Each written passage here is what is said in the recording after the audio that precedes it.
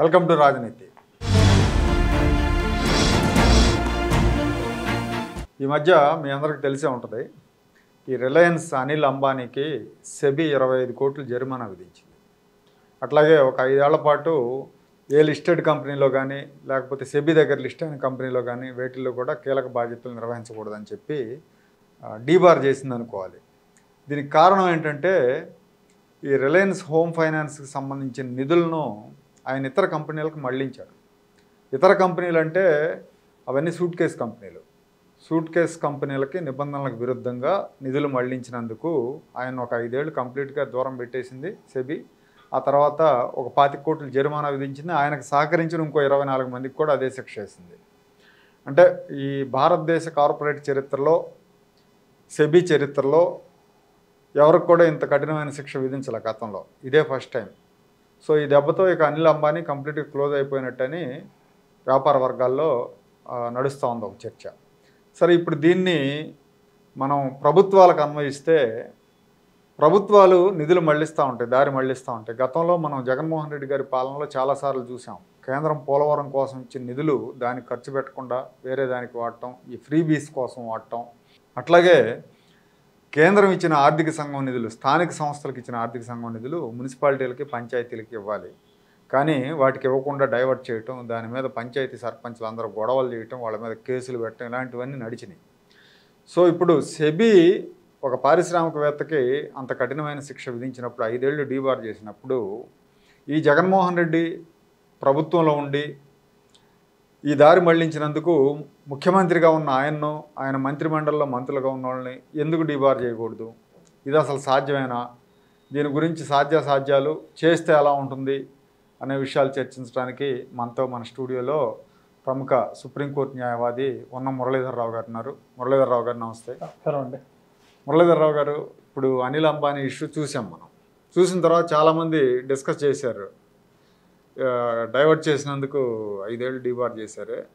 మరి ఇక్కడ గవర్నమెంట్లు చేసే పనే అది కదా, దాదాపు జగన్ అనే కాదు చాలా గవర్నమెంట్లు కూడా చేస్తూ ఉన్నాయి. మరి ఇది ఏమన్నా సాధ్యం అవుతుందా ఇట్లా చేయటం? రాజ్యాంగంలో ఆస్కారం ఉండదేమో రాజ్యాంగం ప్రకారం? ముందు చట్టపరంగా, రాజ్యాంగపరంగా ఈ ముఖ్యమంత్రులు, మంత్రిమండలి వాళ్ళని ఎలా రికగ్నైజ్ చేస్తుంది చట్టం అనేది మనం చూద్దాం. రాజ్యాంగం ప్రకారం ముఖ్యమంత్రి కానీ మంత్రిమండలి కానీ ప్రజలకి ట్రస్టీలుగా ఆ పదవుల్లోకి వచ్చి కూర్చుంటారు. ప్రజల డబ్బుని రూపాయి జాగ్రత్తగా ఖర్చు పెడతారన్న ఉద్దేశంతో ధర్మకర్తలు ప్రజాధనానికి ధర్మకర్తలుగా వాళ్ళని అక్కడ కూర్చోబెట్టారు. మరి ధర్మకర్తలు అని సుప్రీంకోర్టు సెవరల్ టైమ్స్ చెప్పడం జరిగింది. ఐపీసీలో కూడా వీళ్ళని పబ్లిక్ సర్వెంట్స్, ఐపీసీ సెక్షన్ 21 ప్రకారం కూడా వీళ్ళు పబ్లిక్ సర్వెంట్స్గా, ప్రజాసేవకులు, పబ్లిక్ సర్వెంట్స్, ప్రజా సేవకులుగా వాళ్ళని గుర్తించడం జరిగింది. సో వీళ్ళు they are equal to any other government employee. ప్రజాసేవకులను గుర్తించినప్పుడు ఎనీ అదర్ ప్రభుత్వ ఉద్యోగస్తుల కింద వాళ్ళు, ఈవెన్ ఇప్పుడు మన ప్రివెన్షన్ ఆఫ్ కరప్షన్ యాక్ట్ కింద కూడా వాళ్ళు ఏదైనా తప్పు చేస్తే వాళ్ళందరినీ ఆ ప్రివెన్షన్ ఆఫ్ కరప్షన్ యాక్ట్ కింద కూడా అరెస్ట్ చేస్తారు. సో కాబట్టి వీళ్ళు as good as any other government employee. వీళ్ళు కనుక diversion of funds, any government అంటే ఫర్ ఎగ్జాంపుల్ కాసేపు వీళ్ళు రాజకీయ నాయకులను మర్చిపోదాం, ముఖ్యమంత్రి, మంత్రిమండలిని మర్చిపోదాం. ఒక ప్రభుత్వంలో ఒక డిపార్ట్మెంట్లో పనిచేసే ఒక అధికారి తన కంట్రోల్లో ఉండేటువంటి ఫండ్స్ని అలొకేట్ చేసినటువంటి పనికి కాకుండా వేరే పనికి వాడినట్లయితే అతని డిపార్ట్మెంట్లో ఉంచుతారా, తీసేస్తారా? శిక్షార్హుడేగా. ఇదే అనాలజీ ఆ పబ్లిక్ సర్వెంట్లో మంత్రిమండలికి ఎందుకు అప్లై కాదు? అప్లై కావాలి. సో మన పీనల్ లాస్ వీళ్ళని పనిష్ చేయాల్సిన అవసరం ఉంది.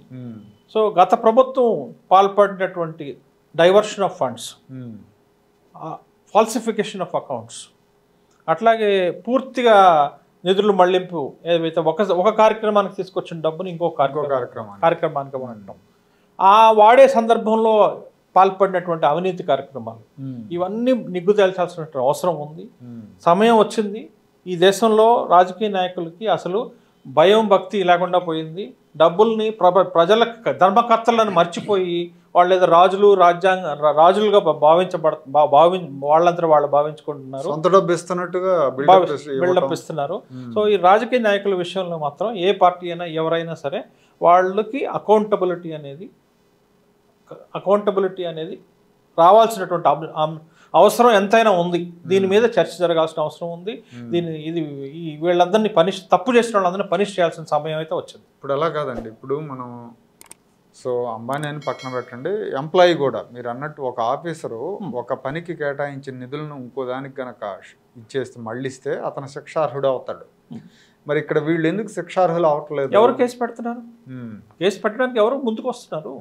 ఇప్పుడు డిపార్ట్మెంట్స్ ఉన్నాయి మనకి, ఆ డిపార్ట్మెంట్లో పోలీస్ డిపార్ట్మెంటే ఆ అధికారంలో ఉన్న వాళ్ళకి గులాంగిరి చేస్తూ ఉంది. ఎవరైతే కేసులు పెట్టాలో విజిలెన్స్ డిపార్ట్మెంట్ ఉంది, విజిలెన్స్ డిపార్ట్మెంట్ పట్టుకోవాలి. ఈ నిధులు ఇక్కడ కాదు, ఇక్కడ మళ్ళిస్తున్నారు, ఇది తప్పు అని విజిలెన్స్ డిపార్ట్మెంట్ ఏమంటే కేసు బుక్ చేయాలి. ఆ విజిలెన్స్ డిపార్ట్మెంట్ తన విధులు నిర్వర్తించట్లా, పోలీస్ డిపార్ట్మెంట్ తన విధులు నిర్వర్తించట్లా, అధికారం ఉన్న వాళ్ళకి అడుగులు మడుగులు వస్తున్నాయి. ఇప్పుడు మనం చూస్తున్నాం కదా, ఐఏఎస్ ఆఫీసర్లు వీళ్ళందరూ కూడా ఇప్పుడు వైఎస్ రాజశేఖర రెడ్డి టైంలో అవినీతికి పాల్పడ్డాడని చెప్పి కొడుకు 1,00,000 కోట్లు తిన్నాడని చెప్పి వాళ్ళు ఎంతమంది ఐఏఎస్ ఆఫీసర్లు జైలుకు పోయారు, ఎంతమంది క్రిమినల్ కేసులు ఇరుక్కున్నారు, బీపీ ఆచార్య దగ్గర నుంచి శ్రీలక్ష్మి దగ్గర నుంచి వీళ్ళందరినీ మనం చూసాం. ఇప్పుడు మళ్ళీ కొడుకు పరిపాలనలో కూడా అదే జరిగింది. మనం ఈ కంట్రీలో తప్పులు చేసిన వాళ్ళని తీసుకొచ్చి అధికారంలో కూర్చోబెట్టుకోవటం, ఈ హీరో వర్షిప్ ఇవన్నీ పోవాలండి. ఈ హీరో 24 గంటలు వైఎస్ మంచోడు, కొడుకు అంత దోచిపెట్టినాడు, వైఎస్ అలా మంచోడు అవుతాడు, ఆయన ఏమన్నా అవుతాడు. సరే ఇతను తీసుకుందాం, కొడుకుని తీసుకుందాం. మీకు గత చరిత్రని కూడా దృష్టిలో పెట్టుకోకుండా తీసుకొచ్చి మనం ఖజానా అప్పచెప్పేస్త్రీ. ఖజానా అప్పచెప్తే ఇప్పుడు ఈ 5 సంవత్సరాల తర్వాత చూస్తే 1,24,000 కోట్ల అప్పుతోటి అసలు miss management, miss administration, mall administration, అమరావతిలో విధ్వంసానికి పాల్పడ్డాడు, ఖజానాకి ఇంత నష్టం చేశాడు, కానీ ఎవరు దాని గురించి మాట్లాడరు. ఆయన శుభ్రంగా ఆయన పని ఆయన చేసుకుంటున్నాడు, ఆయన బయట తిరుగుతున్నాడు. ఎవరు దీని మీద క్రిమినల్ కేసు? అకౌంటబిలిటీ ఏది? అకౌంటబిలిటీ మీద డిపార్ట్మెంటల్గా ఎంక్వైరీ బిగిన్ అవ్వాలి. ప్రభుత్వం పబ్లిక్ ఎవరన్నా వేయొచ్చండి కోర్టులో? వేయచ్చు. విజిలెన్స్ వాళ్ళు ఎంక్వైరీ చేయరు, వాళ్ళకి ముఖ్యమంత్రిని చూస్తే భయం. మీలాంటి వాళ్ళు నాలాంటి వాళ్ళు కోర్టులో కేసు వేయచ్చు. ఈ ఫండ్స్ దీనికోసం వచ్చినాయి, వచ్చిన ఫండ్స్ వేరే దానికి మళ్లించాడు, సో ఇది క్రైమ్, ప్రాసిక్యూట్ చేయండి అని చెప్పి. ఇప్పుడు ఎట్లయితే అనిల్ అంబానీ ఒక కంపెనీలో ఉన్న ఫండ్స్ని, అది ఆ ఫండ్స్ తన సొంతం కాదు కదా, షేర్ హోల్డర్స్. అవును, షేర్ హోల్డర్స్. ఇక్కడ అట్లాగే అది షేర్ హోల్డర్, అక్కడ కంపెనీకి షేర్ హోల్డర్స్ ఎలా అయ్యారో ఇక్కడ ప్రజలు షేర్ హోల్డర్స్, ట్యాక్స్ పేయర్స్ కాదు, ప్రజలే. ప్రజా సొమ్ముది, ప్రజల డబ్బు. అంతకంటే ఎక్కువ బాధ్యత ఉంది ఇక్కడ, అంతకంటే ఎక్కువ బాధ్యత ఉంది. సో ప్రజల సొమ్ముని జాగ్రత్తగా వాడాల్సినటువంటి బాధ్యత ట్రస్టీల మీద ఉంది. ట్రస్టీలు ఎవరు? మనం తీసుకెళ్లి కూర్చోబెట్టుకున్న ట్రస్టీలు. ఎన్నికల్లో ఎన్నుకొని తీసుకెళ్లి వాళ్ళని అక్కడ కూర్చోబెట్టాం. వాళ్ళు ట్రస్టీలు మిస్మేనేజ్మెంట్ చేసినా, మాల్ అడ్మినిస్ట్రేషన్ చేసినా, మాల్ ఫీజన్స్ మిస్ఫీజన్స్ చేసినా వాళ్ళు క్రిమినల్ చర్యలకి కంపల్సరీ బాధ్యత క్రిమినల్ చర్యలు వాళ్ళ మీద తీసుకోవాల్సినటువంటి అవసరం ఎంతైనా ఉంది. తర్వాత మనకి అమరావతి ఒప్పందాలు కూడా ఆయన ఉల్లంఘించాడు. ఇప్పుడు అమరావతి రైతులతో ప్రభుత్వం ఒప్పందం చేసుకుంది, సిఆర్డిఏ ఒప్పందం చేసుకుంది. ఆ ఒప్పందాలను కంప్లీట్గా ఉల్లంఘించి అసలు 3 రాజధానులు అన్నాడు, అమరావతిలో రూపాయి ఇన్వెస్ట్ చేయలేదు. దీని మీద కూడా ఆ రైతులు ఎవరైనా కేసు వేయచ్చో? ఇప్పుడు వేయచ్చండి. ఏమైందంటే మీకు అమరావతి విషయం చూడండి, 52,000 చిల్లర కోట్లతోటి వివిధ సంస్థలతోటి కాంట్రాక్టుల్లో ప్రభుత్వం ఎంటర్ అవడం జరిగింది. అప్పుడు కాంట్రాక్టులు అమల్లో ఉన్నప్పుడు మనం సడన్గా ఓవర్ నైట్ ఆ డిసిషన్ని 54,000 కోట్లు ఇచ్చినా పర్వాలేదు మనం ఆపేసినప్పుడు దానికి బాధ్యత కూడా తీసుకోవాలిగా. జరగబోయే నష్టానికి బాధ్యతలు ఎవరు? ఇప్పుడు ఓవర్ నైట్ నువ్వు మానేస్తున్నావు. అంతకుముందు ప్రభుత్వాలు కంటిన్యూస్గా ఉంటాయి.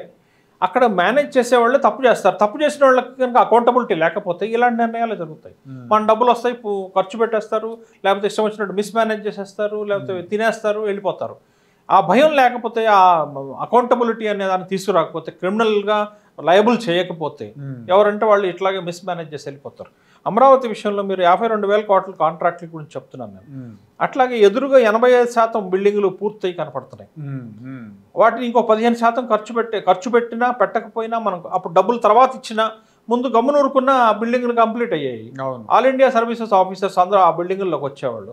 ఇప్పుడు ఈ ఆల్ ఇండియా సర్వీసెస్ ఆఫీసర్స్ అందరూ ఈ 5 సంవత్సరాలు అద్దె బంగ్లాల్లో ఉంటూ గవర్నమెంట్ దగ్గర అద్దె తీసుకున్నారు. గవర్నమెంట్ కట్టిన బంగ్లాలోకి వస్తే అద్దె సేవ అవుతుంది కదా ప్రభుత్వ ఖజానాకి. హైకోర్టు జడ్జీల బంగ్లాలు 80% కంప్లీట్ అయినాయి, ఎదురుగా ఉన్నాయి. రోజు జడ్జి కార్లు ఇలా దాని ముందు నుంచే తిరుగుతూ ఉంటాయి. ఆ బంగ్లాలు కూడా కంప్లీట్ చేయాలి. జడ్జీలందరూ అద్దె బంగ్లాల్లో ఉన్నారు. వాళ్ళ అద్దెలు కూడా ప్రభుత్వం ప్రజల డబ్బేగా, అంతా ప్రజల డబ్బే. ఈ అకౌంటబిలిటీ గురించి ఎవరు మాట్లాడలేదు. వాళ్ళని బాధ్యులు చేయాలి ఎవరైతే ఈ నిర్ణయానికి బాధ్యులు. ఇప్పుడు ఇలాంటి 3 రాజధానుల నిర్ణయం ఓవర్ నైట్ తీసుకున్నారు. ఓకే, ఓవర్ నైట్ తీసుకున్నప్పుడు సెక్రటేరియట్ మాన్యువల్ ఏం చెప్తోంది, ఆంధ్రప్రదేశ్ సెక్రటేరియట్ మాన్యువల్ ఏం చెప్తుందంటే ఏదైనా ఒక ఫైల్ మూవ్ చేసి ఏదైనా ఒక పాలసీ చేయాలి అంటే ఫస్ట్ ఒక అసిస్టెంట్ సెక్రటరీ దగ్గర నుంచి ఒక పాలసీ బయలుదేరిన తర్వాత ఇమీడియట్గా దాని యొక్క రిపర్కషన్స్ ఏముంటాయి అని చెప్పి ఫైనాన్స్ డిపార్ట్మెంట్కి పంపించాలి. ఫైనాన్స్ డిపార్ట్మెంట్లో లేదు మీరు ఈ నిర్ణయం తీసుకుంటే ఇంత ఫైనాన్షియల్ బర్డన్ పడుతుంది, ఇంత నష్టం జరుగుతుంది అని, లేకపోతే ఏం జరగదు మీరు తీసుకున్న నిర్ణయం వల్ల ప్రభుత్వానికి లాభం జరుగుతుంది, ఏదో ఒక ఒపీనియన్ ఫైనాన్స్ డిపార్ట్మెంట్ చెప్పాలి. ఫైల్ ఫైనాన్స్ డిపార్ట్మెంట్కి వెళ్ళాలి. రెండో ఫైలు లీగల్ డిపార్ట్మెంట్కి వెళ్ళాలి. ఇలాంటివి తీసుకోపోతున్నాం రాజ్యాంగబద్ధంగా నిలబడుతుందా నిలబడదా అని లీగల్ డిపార్ట్మెంట్కి వెళ్ళాలి. దానికి సంబంధించిన ఎంఏయుడి డిపార్ట్మెంట్కి వెళ్ళాలి. ఎంత కాంట్రాక్ట్లు ఉన్నాయి, పెండింగ్లో ఉన్నాయి, ఎవరెవరికి ఎంతెంత డబ్బులు కట్టాలి, ఏ పనులు ఏ స్టేజ్లో ఉన్నాయి, ఇవి వీళ్ళు ఇక్కడ ఆపేస్తే ఏంటి నష్టం. ఇప్పుడు ఇవన్నీ జరగకుండా, ఈ ఫైల్ మూవ్మెంట్ ఇవన్నీ జరగకుండా, వేరే డిపార్ట్మెంట్ని కన్సల్ట్ చేయకుండా, ఈయన ఎవరో జగన్ గారు ఒక రాజు వచ్చి ఇక్కడ కూర్చున్నట్టు రాజుగారికి రాత్రిపూట ఏదో మా మైండ్లో ఏదో తెలిసింది 3 రాజధానులను కలొచ్చింది, 3 రాజధానులు వెంటనే నిర్ణయం అది కాదు. అక్కడ అతను రాజు కాదు, అతను ప్రజలకు ట్రస్టీ. ఈ షుడ్ బి అకౌంటబుల్. ఈ నిర్ణయం తీసుకున్న తర్వాత అతని క్యాబినెట్, ఇప్పుడు అనిల్ అంబానీ 24 కంపెనీలో 24 డైరెక్టర్స్ అతనితో పాటు ఎవరెవరైతే బాధ్యులుగా ఉన్నారో వాళ్ళందరినీ బ్యాన్ చేసినట్టుగా ఈ ముఖ్యమంత్రితో పాటు ఆ రోజు క్యాబినెట్లో ఉన్నటువంటి మన వెస్ట్ మినిస్టర్ టైప్ ఆఫ్ గవర్నమెంట్లో ఉన్నాం. ఈ west minister type of government అంటే మనం ఈ లండన్ నుంచి బ్రిటిష్ గవర్నమెంట్ని అడాప్ట్ చేసుకున్నాం. దానిలో క్యాబినెట్ది కలెక్టివ్ రెస్పాన్సిబిలిటీ. ఆ క్యాబినెట్ ఎవరైతే ఈ నిర్ణయాలు తీసుకొని ప్రభుత్వ ఖజానాకి ప్రజల డబ్బుకి బొక్కేశారో వీళ్ళందరూ ఆన్సరబుల్లే, వీళ్ళందరూ అకౌంటబుల్లే. కాబట్టి దీని మీద చర్యలు తీసుకోవాలి. ఇప్పుడు క్రిమినల్ చర్యలు తీసుకోవాలి. చాలా నష్టం చేసిపోయారు, మన ప్రజల సొమ్ము చాలా నష్టం చేసిపోయారు. సో అనిల్ అంబానీ ఎగ్జాంపుల్నే ఇటు అడాప్ట్ చేయొచ్చు. అక్కడ షేర్ హోల్డర్స్ మనీ, ఇక్కడ ప్రజల సొమ్ము. ఇది ఇంకా ఇంపార్టెంట్. అక్కడ షేర్ హోల్డర్స్ అంటే రిస్క్ తీసుకున్నారు, ఇన్వెస్ట్ చేశారు. ఇన్వెస్ట్మెంట్ చేసినప్పుడు లాభం రావచ్చు, నష్టం రావచ్చు. కానీ ఇక్కడ అది కాదు కదా. నిన్ను నమ్మి అక్కడ కూర్చోబెట్టాం, ట్రస్టీవి నువ్వు ట్రస్టీ నువ్వు ఎలా మిస్యూజ్ చేస్తావు డబ్బులు, పబ్లిక్ మనీని. చూస్తూ ఉంటే మేము కళ్ళప్పకి చూడాలా? ఇంకా మాకేం రెమెడీలు లేవా సిటిజన్స్కి? ప్రభుత్వం వచ్చింది మరి ఇదంతా ఎందుకు మనం ఇప్పుడు ఈ చర్చ ఎందుకు చేస్తున్నామంటే పీర్ గ్రూప్గా లేకపోతే ట్యాక్స్ పేయర్స్గా మనం వాళ్ళ మీద ప్రెషర్ తీసుకురావాల్సిన అవసరం ఉంది. ప్రభుత్వాల మీద ప్రభుత్వం ప్రెషర్ తీసుకురాకపోతే వీళ్ళు ట్యాక్స్ పేయర్స్ మనీని ఇలాగే నీళ్ళలా ఖర్చు పెట్టాలి, ఇష్టం వచ్చినట్టు అడ్డగోలుగా పాటు చేసే వినియోగం చేస్తే మన కళ్ళ ముందు కనపడుతుంది కదా. కళ్ళ ముందు చాలా కనపడుతుంది. ఇప్పుడు అక్కడ కూడా ఋషికొండ మీద ఒక పెద్ద ప్యాలెస్ కట్టాడు 500 కోట్లు పెట్టి. అది కూడా ఏంటి, అది ప్రజా డబ్బే, ఆయన డబ్బు కాదు. పోనీ అది ఇప్పుడు ఏదైనా దేనికన్నా ఉపయోగపడుతుందా అంటే దేనికి ఉపయోగపడుతుంది? ఇప్పుడు ఆ ఫైల్ కూడా తీస్తే ఇప్పుడు ఆ ఫైల్కి ఎవరు నిర్ణయం తీసుకున్నారు? అంత పెద్ద గెస్ట్ హౌస్ కడితే ఎవరు వస్తారన్నారు? దాని రెవెన్యూ ఎలా రాబోతుంది? దీనికి తిరిగి ఎలా వస్తుంది? మనకి దీన్ని ఎలా వాడుకోవాలి అనే ఫైల్ ఉందా? తీయండి, అసలు బయటకు తీయండి. ఏమీ లేవు. ఆయనకు ఒక బంగ్లా కావాలి, అక్కడ కట్టేశారు. ఇప్పుడు ఆయన్ని మున్సిపల్లో ఉన్న శ్రీలక్ష్మిని కలెక్టర్ని మొత్తం అందరినీ బాధ్యులను చేసి క్రిమినల్ కేసు పెట్టాలి. అంటే వాళ్ళకి ఆ హక్కు లేదు. అట్లా ఎట్టబడితే అట్టు కట్టడానికి, ఎట్టబడితే అట్టు నిర్ణయాలు తీసుకుంటాం.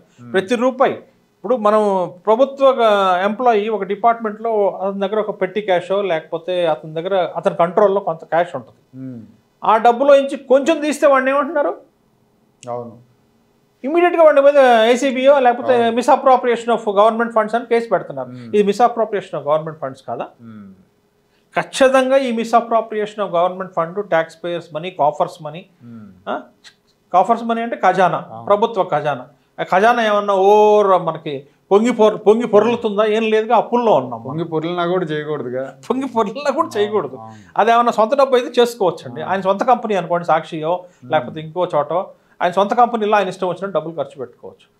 ఖజానా డబ్బుల్ని రూపాయికి బాధ్యత వహిస్తూ ఖర్చు పెట్టాలి. ఆన్సరబిలిటీ కూడా ఉండాలి, అకౌంటబిలిటీ. సో ఇది మనం ఈరోజు కంపల్సరీ ఇది ప్రజల్లో నుంచి ఈ చర్చ బిగిన్ అవ్వాలి. ప్రజలు దీని గురించి మాట్లాడాలి, ప్రెషర్ తీసుకురావాలి. ఇప్పుడున్న ప్రభుత్వం వీళ్ళందరి మీద చర్యలు తీసుకోవాలి. ప్రభుత్వం తీసుకోవాలి గట్టిగా. ఇప్పుడున్న ప్రభుత్వం తీసుకోకపోతే ప్రజలన్నా పబ్లిక్ ఇంట్రెస్ట్ లిటిగేషన్ ద్వారా దీని అంతటిని ఇట్లాంటి మిస్యూజ్ అండ్ అబ్యూజ్ని వదిలిపెట్టుకోండి. దీన్నే మాల్ ఫీజన్స్, మిస్ ఫీజన్స్ అన్నారు పబ్లిక్ లా, అడ్మినిస్ట్రేటివ్ లాలో. ఇక్కడండి జగన్మోహన్ రెడ్డి ఒక ఛాన్స్ అంటే ఇచ్చేసారన్నారు. ఆయన ఒక ఛాన్స్ అడిగే నాటికే కేసుల్లో 16 నెలల జైల్లో ఉన్నాడు, అక్రమార్జన కేసుల్లో. అలాంటి వాడికి కళ్ళు మూసుకొని జనం ఓట్లేశారు. ఈ జనానికి అంటే కనీసం అంటే ఇన్ని కేసులు ఉన్నాయనే ఆలోచన కూడా లేకుండా ఆయన గెలిపించాడు.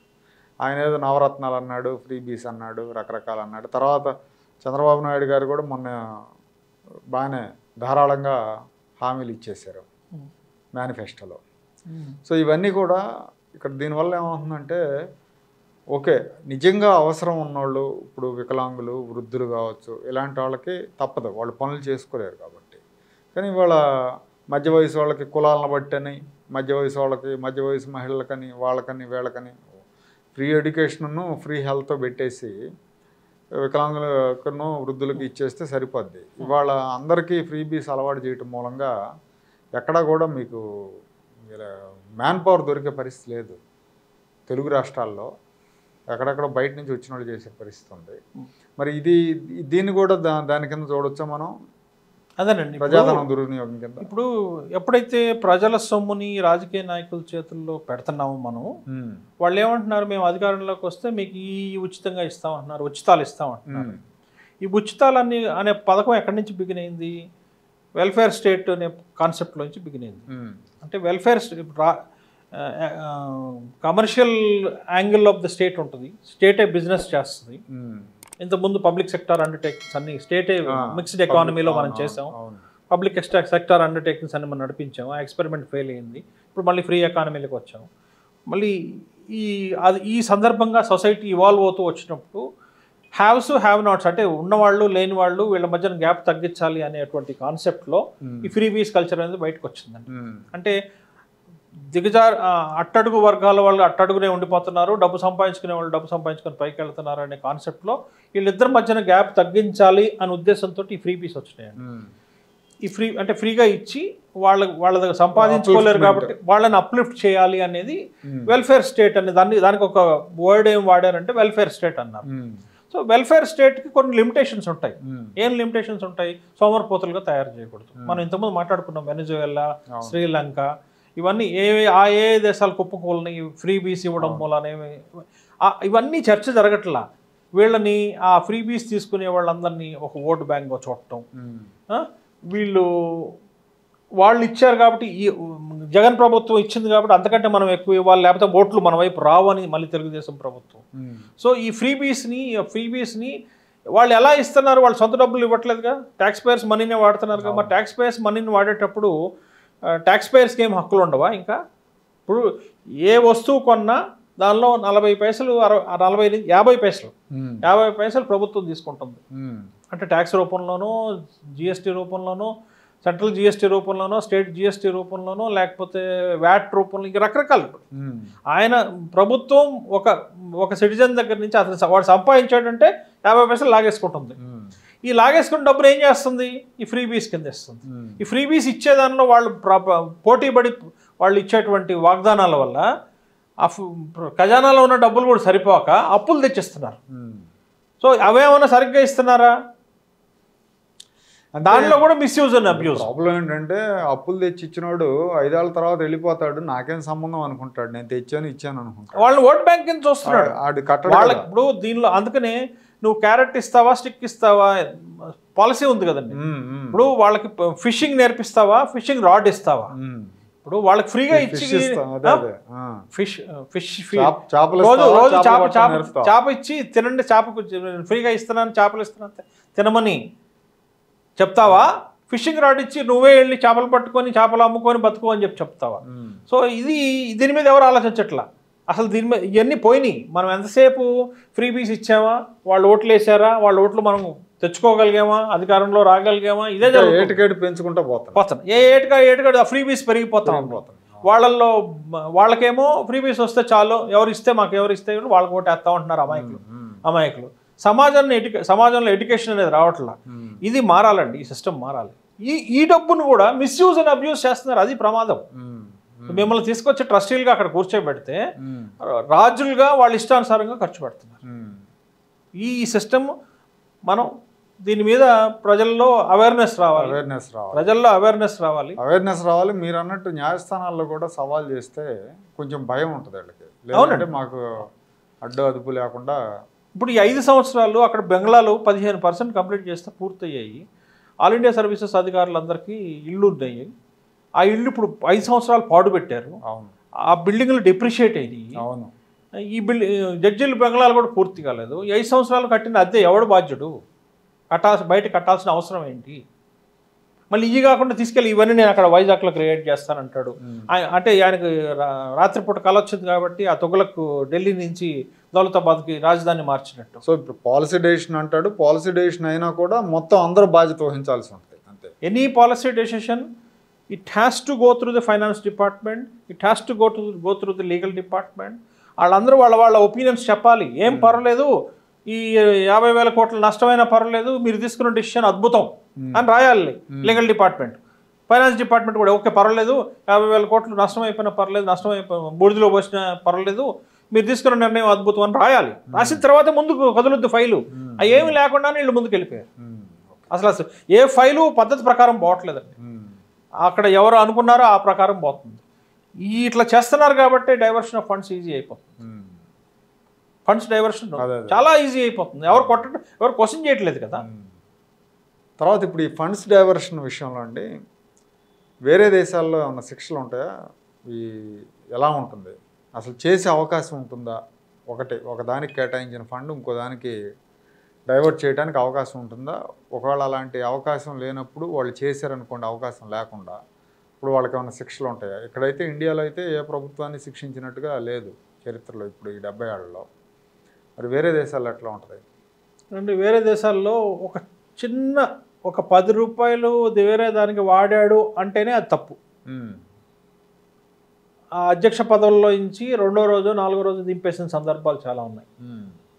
మనకి నిక్సన్ వాటర్ గేట్ స్కాండల్ దగ్గర నుంచి, మొన్న టోనీ బ్లేయర్ దగ్గర నుంచి, మన బోరిస్ జాన్సన్ దగ్గర దాకా మనం చూస్తే వేరే దేశాల్లో అసలు క్షమించరు ఇట్లాంటి డైవర్షన్ ఆఫ్ ఫండ్స్. కానీ ఆర్థిక క్రమశిక్షణ లేని వాడిని అసలు అనర్హుడు, వాడిని ముందే చెక్ చేస్తారు, స్కాన్ చేస్తారు.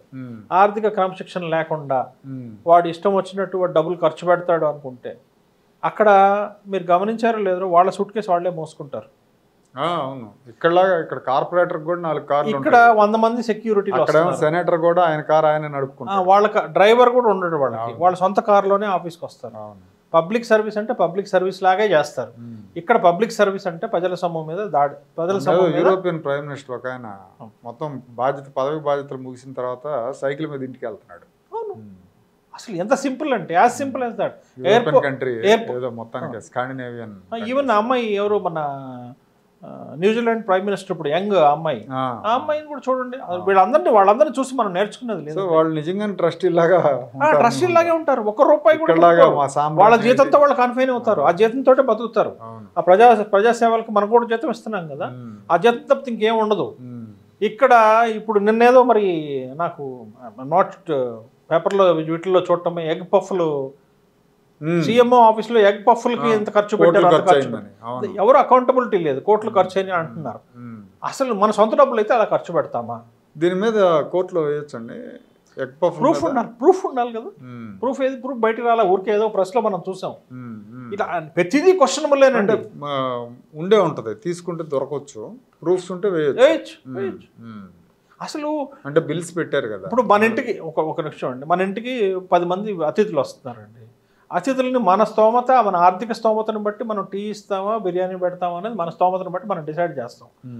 అక్కడ కాకుండా అదే పబ్లిక్ మనీ, మంది సొమ్ము అనుకోండి, మంది సొమ్ము అయితే అత్త సొమ్ము అల్లుడు దానం చేసినట్టు నీ ఇష్టం వచ్చినట్టు ఖర్చు పెట్టచ్చా? అసలే ఖజానా లోటులో ఉంది, అవును. నీ ఇష్టం వచ్చినట్టు ఖర్చు పెట్టచ్చు. ఈ క్వశ్చన్స్ అన్నీ ప్రజల నుంచి రావాలి, ప్రజలు ప్రశ్నించడం మొదలు పెట్టాలి. కంపల్సరీ వీటన్నిటినీ మనం లీగల్గానే క్వశ్చన్ చేయాలి. అది జగన్ కాబట్టి, జగన్ హీరో కాబట్టి ఆయన ఏం చేసినా చెల్లుతుంది, ఎట్లా చెల్లుతుంది? మనం ఎవరు ఎగ్జామ్షన్ ఇవ్వలేం కదా. అందరం చట్టాల పరిధిలోనే పనిచేస్తున్నాం కదా, చట్టాలకు లోబడే పనిచేయాలి కదా. చట్టాన్ని ఉల్లంఘిస్తే ఎవరైనా తప్పు చేసినా ఎవరైనా అనుభవించాల్సిందే. అది పీనల్ చట్టం ఉల్లంఘిస్తే పీనల్ సెక్షన్ ఉందనుకోండి, పీనల్ కాన్సిక్వెన్సెస్ ఉన్నాయనుకోండి, పీనల్ కాన్సిక్వెన్సెస్ ఫేస్ చేయాలి. సో ప్రజల్లో అవేర్నెస్ ఉండి ప్రజలు సవాల్ చేస్తారనే భయం ఇప్పుడు ఈ పరిస్థితి రాదు. సో అవేర్నెస్ అనేది క్రియేట్ చేయడం కోసమే మనం ప్రయత్నం చేస్తాం. ఓకే, రైట్ అండి, థ్యాంక్ యూ.